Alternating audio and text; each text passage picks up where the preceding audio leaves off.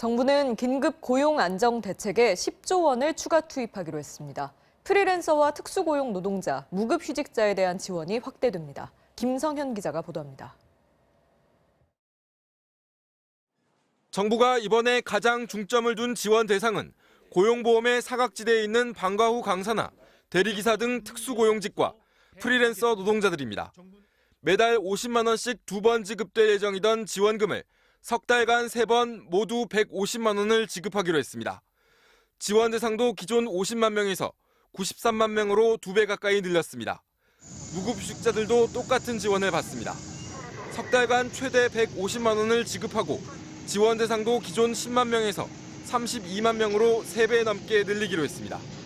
최근 들어 무기한 무급휴직을 실시하는 기업들이 급증하고 있고 유급휴직자에게 휴직 수당을 주지 못할 정도로 재정적으로 어려운 기업들이 많아졌기 때문입니다. 지자체별로 제각각인 지원금 신청 방식도 전국적으로 일어나기로 했습니다. 휴업 등의 사유로 노무를 제공하지 못하거나 매출 또는 소득이 감소한 분들이 그 대상이며 지원 기준도 일원화해서 시행될 것이다. 새 일자리도 크게 확충됩니다. 디지털 데이터나 방역, 환경보호 등의 분야에서 55만 명을 새로 채용하기로 했습니다. 특히 공공부문에선 청년층의 고용 확대를 위해 대면 접촉이 적은 업무와 IT 분야를 중심으로 10만 개의 일자리를 만들 예정입니다. 이 같은 대책에 들어가는 예산은 10조 1천억 원으로 추산됩니다.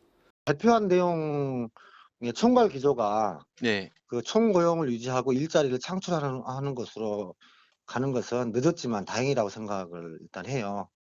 하지만 단기 처방이 아니라 실업난을 해소하기 위한 근본적인 대책이 필요하다는 지적도 나옵니다.